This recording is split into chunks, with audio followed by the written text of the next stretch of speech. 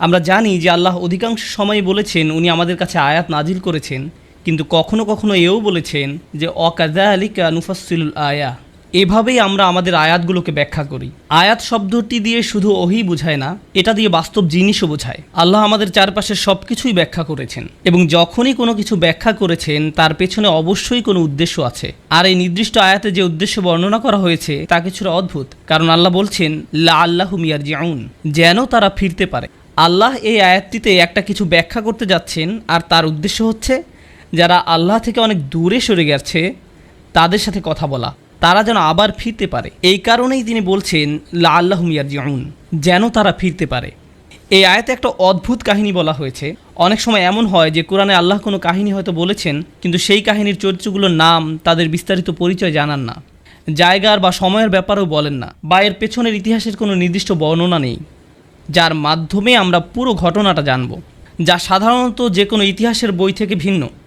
প্রকৃতপক্ষে এ আয়াতের ভাষা এতই সাধারণ যে এটা যে কারোর জন্যই প্রযোজ্য হতে পারে, কিন্তু তা সত্ত্বেও আল্লাহ এটিকে নির্দিষ্ট করেছেন এই বলে অতলু আলাইহিম নাবা আল্লাযী আতাইনাহু আয়াতিনা, আর আপনি তাদেরকে শুনিয়ে দিন সেই লোকের অবস্থা যাকে আমি নিজের আয়াতসমূহ দান করেছিলাম। এখন কে এই ব্যক্তি যাকে আল্লাহ তার আয়াত দিয়েছেন? প্রথম লক্ষণীয় ব্যাপারটি হচ্ছে ওয়াতলু শব্দটি। রাসূলুল্লাহ সাল্লাল্লাহু আলাইহি ওয়াসাল্লাম মক্কার অক্ষর জ্ঞানহীন লোকদের কাছে এসেছিলেন, এবং উনি নিজেও ছিলেন নাবিয়ুল উম্মি, অক্ষর জ্ঞানহীন নবী। তাই উলামারা বলছেন যে কিভাবে উনি তাহলে অন্যদেরকে পড়ে শোনাচ্ছেন? এই কাহিনী হোক বা অন্য যে কোনো কাহিনী হোক, যখন আল্লাহ ওয়াতলু শব্দটি বলছেন, উনি আসলে মক্কাবাসী এবং সাথে সাথে আমাদেরকেও বলতে চাচ্ছেন যে উনি আমাদেরকে এমন কিছুর জ্ঞান দিবেন যা আমরা পূর্বে জানতাম না, এবং এমন কিছু যেটা বারবার বলা হবে, কারণ এর প্রাসঙ্গিকতা কখনোই শেষ হবে না। ব্যাপারটি এমন না যে এটি পূর্বে হয়েছে ব্যাস শেষ। এটা আমার আপনার উপরেও প্রযোজ্য। এটা একটা জীবন্ত বই, এটা একটা জীবন্ত বিবরণ, আর সেই কারণেই এর ভাষাটা সার্বজনীন থাকাটাই যুক্তিসঙ্গত। আমি আগেও বলেছি যে এই ক্ষেত্রে আল্লাহ কোনো বিশেষ লোক বা ব্যক্তির নাম উল্লেখ করেননি। কেন? কারণ এটি একটি আর্কিটাইপ, যে কেউ হতে পারে, আমি, আপনি বা যে কেউ। এটা আমাদের যে কারো কাহিনী হতে পারে। তাই মনোযোগ দিয়ে শুনুন আর ভাবুন যে এটা আপনার জন্য প্রযোজ্য কিনা। আল্লাহ বলেন আল্লাযী আতাইনাহু আয়াতিনা, যাকে আমি আমার আয়াত দিয়েছি। অন্য কথায় এই সেই ব্যক্তি যাকে আল্লাহ তাআলা তাঁর পথ দেখিয়েছেন, কোনো স্কলার যে কিনা কুরআন, হাদিস, শরিয়া আইন, ফিকহ নিয়ে 50 বছর ধরে পড়াশোনা করেছেন, তাকে আল্লাহ তার আয়াত দিয়েছেন। আবার এমন কেউ যে কিনা কোনো পাবলিক লাইব্রেরিতে বসে হয়তো কোরআনের একটি অনুবাদ করা কপি পড়ে মুসলিম হয়েছে, তাকেও আল্লাহ তার আয়াত দিয়েছেন। তাই আল্লাহ এই আয়াতের বক্তব্য বিশাল পাণ্ডিত্যের অধিকারী কারোর জন্য সীমাবদ্ধ করেননি, বা বিপরীতে শুধু অল্প জানা কারোর জন্যও নয়। এখানে আমাদের সবার সম্পর্কে বলেছেন, কারণ আল্লাহ সবাইকে কিছু না কিছু জ্ঞান দিয়েছেন। প্রকৃতপক্ষে এখানে বসে যারা জুমার খুতবা শুনছেন, আমি সহ আমাদের সবাই আল্লাহর আয়াত প্রাপ্ত, হয়তো কম বা বেশি, কিন্তু আমাদের সবাই এর অন্তর্ভুক্ত। এমনকি আপনি যদি সামান্য একটু কোরআনও জানেন, সামান্য একটু আল্লাহর হেদায়েতের স্পর্শেও আসেন, এমনকি আপনি যদি শুধু ফাতিহার প্রথম শব্দটা জানেন, অথবা আপনি শুধু জানেন বিসমিল্লাহির রহমানির রহিম, এটাও আয়াতের কিছুটা যা আল্লাহ আপনাকে দিয়েছেন। তাই এই আয়াতে আল্লাহর অনুগ্রহটা হচ্ছে তাদের উপর যারা এখন শুনছেন। এমন কারো কথা বলছে না যা আমার বা আপনার থেকে উঁচু স্তরে রয়েছেন। আতাইনাহু আয়াতিনা, এরপরে আল্লাহ সমস্যার বর্ণনা করছেন, এই ধরনের লোকের খবর জানাচ্ছেন। আপনাদেরকে এই লোকের পরিচয় বলি। এই লোককে আমরা আমাদের পথ নির্দেশনা দিয়েছি, আমাদের আয়াত দিয়েছি, এই বিশ্বাস সম্পর্কে তাকে কিছুটা শিখিয়েছি। আল্লাহ নিজেই বলছেন তিনি নিজেই সেই শিক্ষার পথ তৈরি করে দিয়েছেন। ফানসালাখা মিনহা, আরবিতে ইনসিলাখ শব্দটি যখন কোনো প্রাণী তার খোলস ফেলে দেয় সেটা বোঝাতে ব্যবহৃত হয়। সবচেয়ে সহজ উদাহরণ হবে সাপের। আমরা জানি যে সাপ একটা সময়ে তার খোলস ফেলে দেয়, তাতে সে তার বাইরের চামড়াটা ফেলে দেয়, বিশেষত বড় সাপের ক্ষেত্রে এটা তারা প্রায়ই করে, এবং আপনি শুধু দেখবেন যে বাইরের চামড়াটি পড়ে রয়েছে। যদিও এই শব্দ থেকে সাপের প্রতিচ্ছবি পাওয়া যায়, কিন্তু আল্লাহ তো সাপ নিয়ে কথা বলছেন না। আল্লাহ বলছেন মানুষ নিয়ে, যাদেরকে আল্লাহ তার দ্বীনের জ্ঞান দিয়েছেন, তাদেরকে ওনার আয়াত দিয়েছেন। এর সাথে খোলস পরিবর্তনকারী সাপের সম্পর্ক কি? আসলে আল্লাহ তাআলা এমন একজন ব্যক্তির ছবি দেখিয়েছেন যে ধর্মটাকে বাহ্যিকভাবে ধরে রেখেছে হয়তো, কিন্তু ভিতরে আসলে সে এটা থেকে অনেক দূরে সরে গিয়েছে। তার অন্তরে আসলে দ্বীনের কিছুই নেই, অর্থাৎ তারা দ্বীনটাকে অনেকটা একটা ছদ্মবেশের মতো ধারণ করত। তাদের অন্তরে এর কোনো প্রভাব নেই আসলে। যদিও তারা হয়তো দ্বীনের অনেক কিছুই পালন করে বাহ্যিকভাবে, যেমন নামাজ পড়া, হালাল খাবার খাওয়া, সালাম বিনিময় করা, অথবা বিশেষভাবে পোশাক পরা, এর সবই বাহ্যিক। কিন্তু ভিতরে দিনের কিছুই অবশিষ্ট নেই। ওই ব্যক্তির আত্মা বলতে আর কিছুই নেই যা বিশ্বাসের সাথে সম্পর্কযুক্ত, শুধু কৃত্রিম ধার্মিকতার বহিঃপ্রকাশ। এটা অনেকটা ভিতরে ডিমবিহীন খালি খোলসের মতো। তাই আল্লাহ বলছেন, আমি তোমাদেরকে সেই লোকের কাহিনী বলতে চাই যাকে আমি দিনের কিছুটা হলেও জ্ঞান দিয়েছিলাম। তারা ধর্ম সম্পর্কে জ্ঞান অর্জন করেছিল, কিন্তু তারা শুধু সেটাকে বাইরেই ধারণ করেছিল, আর তাদের ভিতরে সেটা থেকে তারা যোজন যোজন দূরে ছিল। তাই তাদেরকে দেখে হয়তো মনে হয় তারা অনেক বড় মুসলিম, তারা দিনের ব্যাপারে সচেতন, নিয়মিত দিন পালন করে ইত্যাদি, কিন্তু তাদের ভিতরে আসলে কিছুই নেই। কি ভীতিকর একটা ব্যাপার। ফানসালাখা মিনহা। এখন চলুন এটার বিভিন্ন পর্যায় নিয়ে আলোচনা করি। আমি প্রথমেই বলছি, এটা সেরকম লোকের ক্ষেত্রে হতে পারে যে দিনের খুব সামান্য কিছুই জানে। আবার এমন ব্যক্তির ক্ষেত্রেও এটা হতে পারে যে হয়তো তার পুরো জীবন দিন শিক্ষায় ব্যয় করেছে। এমন ব্যক্তি যাদের কাছে দিনের ন্যূনতম জ্ঞান আছে, কিংবা এমন ব্যক্তি যে দিন শিক্ষায় আলিম। এমন হতে পারে যে জীবনের কোনো না কোনো পর্যায়ে তারা হয়তো আল্লাহ যা তাদেরকে দিয়েছেন তা থেকে বিচ্যুত হয়ে যায়। আর একটা কথা, আল ইনসিলাহ আর আল ইবতিয়াদ সমার্থক, নিজেকে দূরে সরানো। আল্লাহ তাদেরকে যা দিয়েছেন তারা তার থেকে দূরে সরে যায়, কেউ একজন যদি আল্লাহ তাকে যা দিয়েছেন তার থেকে বিচ্যুত হয়ে যায়, তাহলে সে জীবনে যত জ্ঞানই অর্জন করুক না কেন, যত পড়াশোনাই করুক না কেন, এই দিনের প্রকৃতি হচ্ছে এটা পাওয়ার পর আপনি কোনো পরিশ্রম করা ব্যতীত ধরে রাখতে পারবেন না। আপনি এরকম বলতে পারবেন না যে আমি 2 বছর আগে পুরো কোরআন পড়েছিলাম, এখন আমি জানি এতে কি আছে, এটাই যথেষ্ট। এরকম হবে না। আল্লাহ বনী ইসরাঈলদের বলছেন, হুজুমা আতাইনাকুম বিকুওয়াতিন। অন্য আরেক জায়গায় বলছেন, ওয়াসমাউ, আমি তোমাদেরকে যা দিয়েছি প্রবল শক্তি দিয়ে তা ধরে রাখো। আপনাকে এই কিতাব শক্ত করে ধরতে হবে এবং এতে কি আছে তা বারবার নিজেকে স্মরণ করাতে হবে। আরেক জায়গায় আল্লাহ বলছেন, বারবার শুনতে থাকো। এমন পরিবেশে আপনার থাকতে হবে যেখানে আপনি শুধু উপদেশ দিবেন না, উপদেশ নিবেনও। আপনি এমন হতে পারবেন না যে আমি সব জানি, আপনাকে বারবার তা নিজেকে মনে করাতে হবে, বারবার দিনের সাথে আপনার নিজেকে সম্পৃক্ত করতে হবে।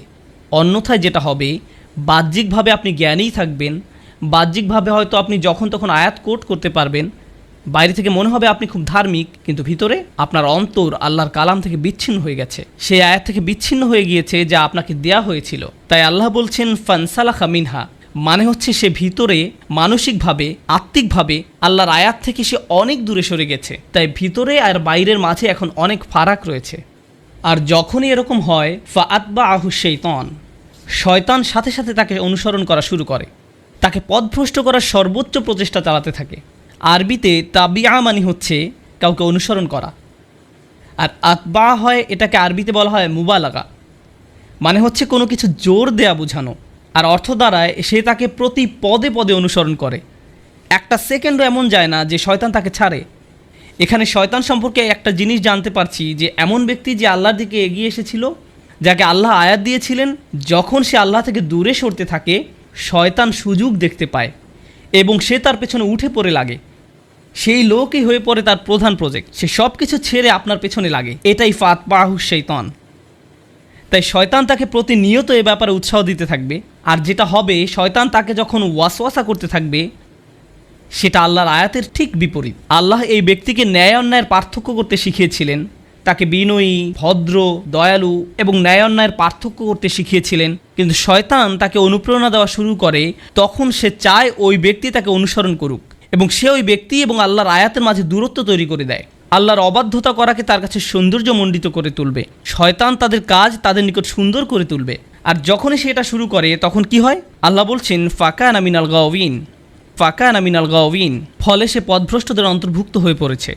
আরবিতে গাওয়া দিয়ে বোঝায় যখন কেউ সোজা পথে চলছিল, কিন্তু এক সময় সে হয়তো এমন একটা মোড় নিল যাতে সে একদমই পথ ভুলে চলে গেল। ব্যাপারটা অনেকটা হাইওয়েতে ভুল এক্সিট নেবার মতো, যাতে করে আপনি আর হাইওয়েতে ফিরতে পারবেন না। এটাই গাওয়িন। আল্লাহ এখানে খুবই ভীতিকর একটা পরিস্থিতির বর্ণনা দিয়েছেন। এই আলোচনায় শয়তানের টার্গেট এ ধরনের লোক নয় যারা আল্লাহকে ভুলে গেছে বা অবিশ্বাস করে। এখানে তাদের সম্পর্কে বলা হচ্ছে না, এখানে ভালো লোকদের সম্পর্কে বলা হচ্ছে, যাদেরকে আল্লাহর আয়াত দেওয়া হয়েছিল, কোনো কারণে তারা ভুল পথে চলা শুরু করেছে, ইসলাম থেকে নিজেদের দূরে সরিয়ে রাখছে, আর এই সুযোগে শয়তান তাদের চেপে ধরে। আর একবার যখন শয়তান এমন লোকদের পিছনে লাগে, সে তাকে দিয়ে এমন কাজ করাবে যা অধার্মিক লোকরা পর্যন্ত করার সাহস পায় না। এই ব্যক্তি যে কিনা বিশ্বাসীদের অন্তর্ভুক্ত ছিল, তার এমন অধপতন তার হতে পারে, সে এমন কাজ করতে পারে যা অমুসলিমরা পর্যন্ত করে না। সে এমন নিচে নামতে পারে মানে হচ্ছে আসফালা সাফিলিন, নিচু থেকেও নিচু। আর এই আয়াত যতই অগ্রসর হচ্ছে এই ধরনের লোকদের কাহিনী নিয়ে, যারা কিনা আল্লাহর পথ থেকে দূরে সরে গিয়েছে। তখনই আল্লাহ এর করুণ পরিণতিটা বলছেন, ওয়ালাউ শি'না লা রাফা'নাহু বিহা, যদি আমরা চাইতাম আমরা তাকে অনেক উঁচু আসনে আসীন করতে পারতাম তার জ্ঞানের কারণে। অর্থাৎ যে আয়াত আল্লাহ আপনাকে দিয়েছেন, বিহা শব্দ দিয়ে আয়াত উদ্দেশ্য করা হয়েছে। সুতরাং আল্লাহ আপনাকে যে আয়াত দিয়েছেন তার উদ্দেশ্য ছিল আপনাকে সম্মানের আসনে আসীন করা। উঁচুতে ওঠানোর ধারণাটি কোরআনে চিত্রকল্প রূপে ব্যবহার করা হয়েছে। কোরআনের আরেক জায়গায় সূরা নূরে আল্লাহ দুনিয়ায় 3 ধরনের সৃষ্টির কথা বলেছেন। তাদের মাঝে একটা হচ্ছে মানুষ, যারা সোজা হয়ে দাঁড়াতে পারে। এরপর আসছে ইয়ামশি আলা আরবা, যারা 4 পায়ে চলা প্রাণীরা। ইয়ামশি আলা বাতনিহি, যারা পেটের উপর ভর দিয়ে চলে, যেমন সাপ। এখানে ইতিমধ্যে আপনারা দেখেছেন সাপের একটা চিত্রকল্প উল্লেখ করা হয়েছে। সাপ হচ্ছে সেই প্রাণী যা মাটির সবচেয়ে কাছে থাকে। আর মানুষের ক্ষেত্রে তার মুখ, চোখ, শরীর মাটি থেকে সবচেয়ে দূরে থাকে। আমাদের ক্ষেত্রে একমাত্র পা মাটি স্পর্শ করে। লক্ষ্য করলে দেখবেন যারা 4 পেয়ে প্রাণী তারা কিন্তু সবসময় মাটির দিকে তাকিয়ে হাঁটে। তাদের শরীর এমনভাবে তৈরি যে তারা সবসময় মাটির দিকে চেয়েই হাঁটে। তাই প্রাণীকুলের মাঝে নিচু প্রাণী হচ্ছে সাপ। আর আল্লাহ বলছেন যদি উনি চাইতেন সে লোককে মানুষের মতো মানুষ বানাতে পারতেন যে সোজা হয়ে চলে। লা রাফা'নাহু বিহা, এর দ্বারা তাকে উঁচু করতে পারতেন। যেভাবে মানুষকে সৃষ্টি করা হয়েছে, মানুষ যখন উপরে তাকায় তারা তাকায় আকাশের দিকে, তাদের লক্ষ্য অনেক উঁচুতে। আমরা এমন জিনিসের আশা করি যা আকাশ থেকে আসে, যা অন্য প্রাণীদের মতো নয়, যাদের একমাত্র লক্ষ্য শুধু মাটির দিকে। তারা শুধু সেদিকেই তাকিয়ে চলে, তারা উপরে তাকায় না, সম্মুখেও তাকায় না। আফামাই ইয়ামশি মুকিব্বান আলা ওয়াজহিহি আহদা ওমাই ইয়ামশি সাওয়িয়ান আলা সিরাতিল মুস্তাকিম, যার মুখ মাটিতে আটকে আছে সেই কি সৎপথে চলে, না সেই ব্যক্তি যে সোজা হয়ে চলে। এই আয়াতে এটাই কোরআনের অঙ্কিত ছবি। আল্লাহ বলছেন যদি আমরা চাইতাম আমরা তাকে উঁচুতে উঠাতে পারতাম, অন্য কথায় আমরা তাকে ভালো থেকে উত্তম আরও উৎকৃষ্টে পরিণত করতে পারতাম। আপনি দিন সম্পর্কে খুব অল্প জানেন, কিন্তু ওই সামান্যটুকুর কারণেই আল্লাহ আপনাকে পরের স্তরে উন্নীত করতে পারতেন, সেখান থেকে আরও উপরের স্তরে, সেখান থেকে আরও উপরে। এখানে আপনাকে হয়তো কোনো ইমামের সাথে, আলিমের সাথে বা সেরা কোনো আবিদের সাথে তুলনা করা হয়নি। আপনি নিজেই ক্রমান্বয়ে উন্নতির দিকে এগিয়ে চলতে পারতেন, শুধুমাত্র এই কারণে যে আল্লাহ আপনাকে শুরু করার জন্য অতি সামান্য কিছু হলেও জ্ঞান দিয়েছিলেন। ওয়ালাকিন্নাহু আখলাদা ইলাল আরদ, কিন্তু সেই ব্যক্তি পুরোপুরি তার দৃষ্টি ফিরিয়ে নিল ভূমির দিকে, মানে নিচের দিকে। আখলাদা শব্দটি এসেছে খুলুদ থেকে। মজার ব্যাপার হচ্ছে আসল শব্দটা হচ্ছে এখানে ইখলাদ, যার অর্থ হচ্ছে কোনো কিছুকে স্থায়ী বানিয়ে ফেলা, স্থায়ী হওয়া নয়। মানে হচ্ছে আখলাদা নাফসাহু ইলাল আরদ, আখলাদা হাওয়াহু ইলাল আরদ, আখলাদা হাম্মাহু ইলাল আরদ। সেই ব্যক্তি যাই করতে চাইতো না কেন তার সব কিছু এখন দুনিয়া কেন্দ্রিক হয়ে গেছে। সেই ব্যক্তি যে জান্নাত সম্পর্কে জানে, সে আল্লাহর সাক্ষাৎ সম্পর্কে জানে, সে কিয়ামতের দিন সম্পর্কে জানে, কিন্তু তা সত্ত্বেও নিজেকে দূরে সরানোর কারণে এখন একমাত্র যা নিয়ে চিন্তা করে, ভালোবাসে, যা তার একমাত্র প্রধান লক্ষ্য, তার সব কিছুই এই দুনিয়া কেন্দ্রিক। যা কিছুর আকাঙ্ক্ষা তার আছে, টাকা, সম্পদ, খ্যাতি, লোভ, এগুলো নিয়েই তারা সব সময় চিন্তা করে। এর বাইরে তারা আর কিছুই ভাবতে পারে না। তারা আল্লাহর সামনে কিভাবে দাঁড়াবে সেটা নিয়ে তাদের কোনো চিন্তা নেই। কি দুঃখজনক ব্যাপার। যে ব্যক্তি আল্লাহর আয়াত সম্পর্কে জানে যে তাদের লক্ষ্য আরও উঁচু হওয়া দরকার, কিন্তু তারা শুধুই এই দুনিয়া নিয়ে চিন্তা করে। আখলাদা ইলাল আরদ। আর এই রূপক আয়াতটি আল্লাহ শেষ করেছেন এইভাবে যে ফামাসালুহু, কিভাবে ওই ব্যক্তিকে বর্ণনা করা যায়, সেই ব্যক্তি যে কিনা সাপের মতো ব্যবহার করছে। তাই এখন আল্লাহ এর থেকেও খারাপ একটি উদাহরণ দিচ্ছেন। উনি বলছেন ফামাসালহু কামাসালিল কলব, তার উদাহরণ হচ্ছে একটি কুকুরের মতো। এটাই যথেষ্ট অপমানজনক, কারণ কুকুর হচ্ছে এমন একটা প্রাণী, হ্যাঁ এটা বিশ্বস্ত, কিন্তু আল্লাহ আসলে কথা বলছেন এমন একটি ছন্নছাড়া কুকুরের। এটা আমরা দেখব আয়াতের ভাষা থেকে। এই যে কুকুরটি যার বর্ণনা আল্লাহ দিচ্ছেন, আপনারা জানেন কোরআনে আমরা বিভিন্ন মানুষের উদাহরণ পাই যাদেরকে কোনো প্রাণীর সাথে তুলনা করা হয়েছে।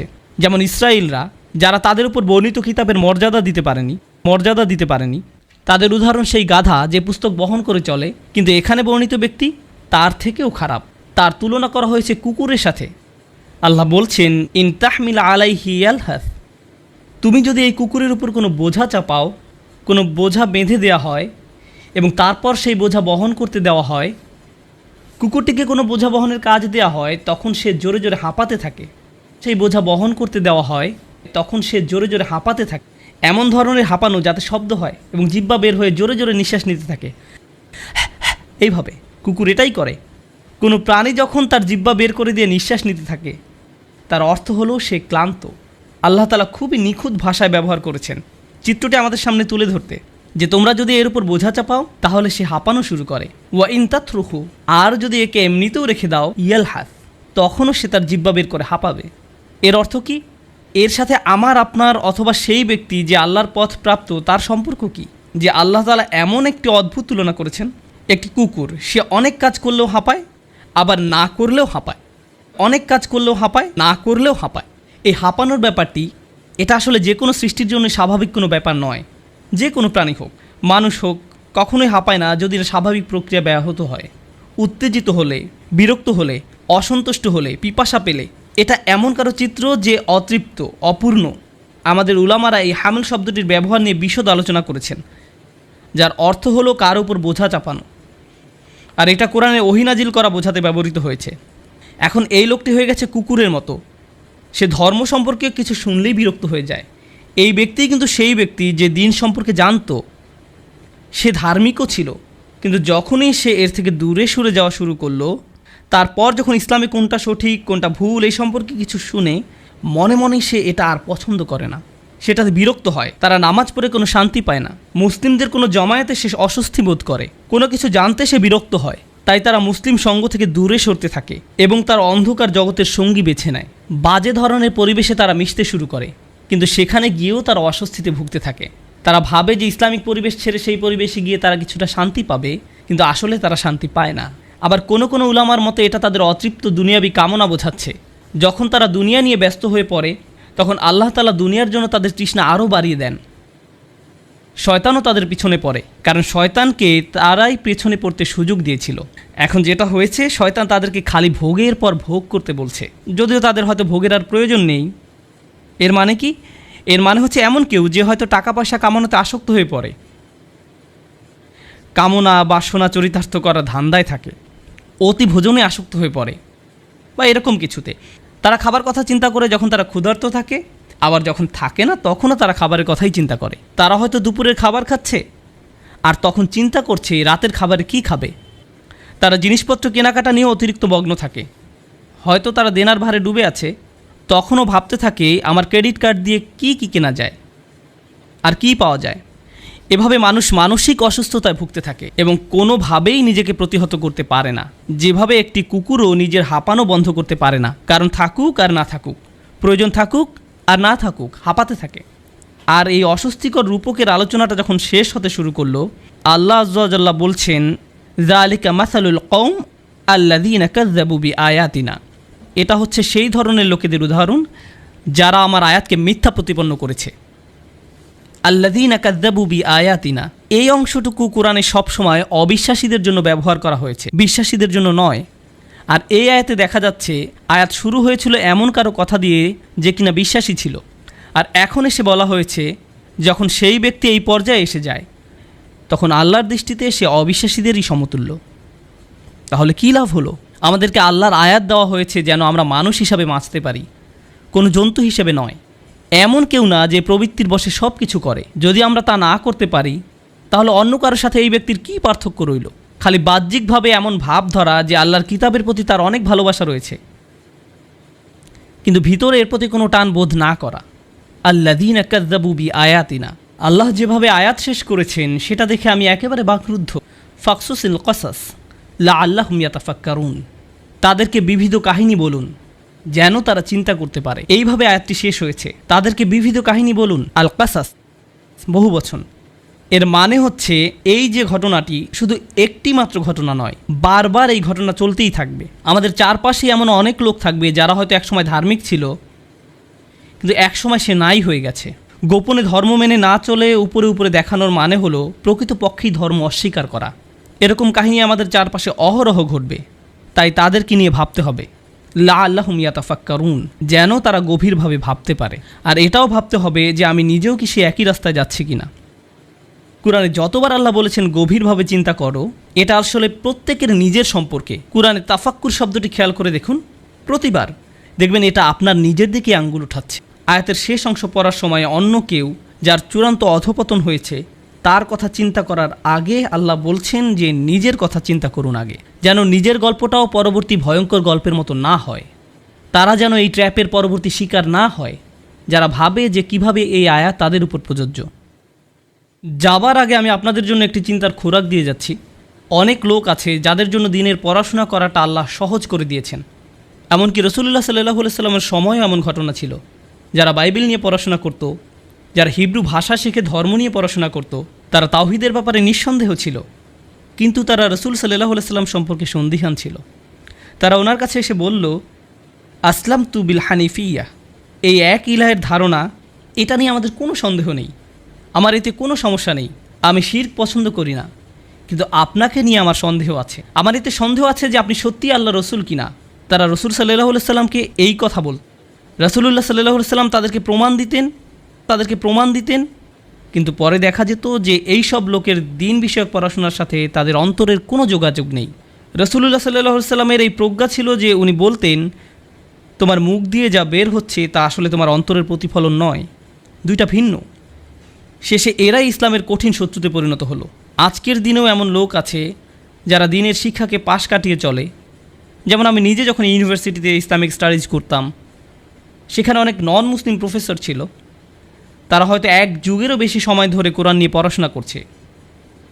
মানে আমি যেটা বলতে চাচ্ছি যে তারা কোরআন নিয়ে অনেক জ্ঞানী। এমনকি তারা এটাও স্বীকার করে যে এটা একমাত্র ঐশীবাণীই হওয়া সম্ভব, এটা একমাত্র সৃষ্টিকর্তার কাছ থেকেই আসা সম্ভব, কোনো মানুষের পক্ষে এটা সম্ভব নয়, যেটা আসলে বলতে গেলে মুসলিম হিসাবেই নিজেকে সমর্পণ করার মতো। তো তাহলে কেন তারা পুরোপুরি মুসলিম হতে পারছে না? তখন তারা বলবে যে নিঃসন্দেহে এটা অসাধারণ, কিন্তু আমাকে আরও ভাবতে হবে। পরবর্তী পদক্ষেপটা তারা আর নিতে পারে না, কারণ হ্যাঁ, তাকে অনেক আয়াত দেয়া হয়েছে, কিন্তু সে ওই কমিটমেন্টটা করতে প্রস্তুত নয়। কারণ তা করলে তার নিজেকে পরিবর্তন করতে হবে, কারণ এটা স্বীকার করলেই আপনার নিজেকে পরিবর্তন করতে হবে। আল্লাহ বলছেন, বাল ইউরিদুল ইনসানু লিয়াফজুরা আমামাহ। আসল ঘটনা সেটাই, মানুষ আসলে নিজের প্রবৃত্তির অনুসরণই করতে চায়, এটাই আসল ঘটনা। তাদের সামনে কোনো কিছু আসলো, তাদের মন চাইলো, তারা সেটা করলো, আর পরিণতি নিয়ে কোনো চিন্তাই করলো না। যখন আপনি দিনকে পুরোপুরি গ্রহণ করেন, তারপর যখনই আপনি কোনো কিছু বলতে যান বা করতে যান, কোনো লেনদেন করতে যান, আপনি এর ফল চিন্তা করেন, আর তখন আপনি নিজেকে প্রতিহত করেন। ওয়ানাহান নাফসা আনিল হাওয়া, সে নিজেকে নিজের প্রবৃত্তির অনুসরণ করা থেকে বিরত রাখলো। এই ধর্মে আসলে আপনাকে এটা মানতে হবে, কিন্তু যারা মানে না, তারা সেটা করতে চায় না। তাদের কাছে ধর্মটা ইন্টারেস্টিং মনে হয়, তারা সেটা নিয়ে পড়াশোনাও করতে পারে, সেখান থেকে অনেক কিছু কোট করতে হয়তো পারে, কিন্তু এখানেই শেষ। আর দুঃখজনকভাবে অনেক রেগুলার মুসলিমদের অবস্থাও এমন হয়। তারা কোরআনের তিলাওয়াত শুনতে পছন্দ করে, তারা হয়তো বিভিন্ন ইসলামিক লেকচার শুনতে পছন্দ করে, বলবে হয়তো অন্যকে এটা শুনেছো, ওইটা শুনেছো, আরে আমি তো সব ডাউনলোড করে ফেলেছি। সেই জিনিসগুলো শুনতে পছন্দ করেন, কোট করতে পছন্দ করেন, বইপত্র সংগ্রহও আছে অনেক, কিন্তু সেগুলো অনুযায়ী চলা, সেই ক্ষেত্রে ইনসিলাহ করবে, তা পাশ কাটিয়ে যাবে।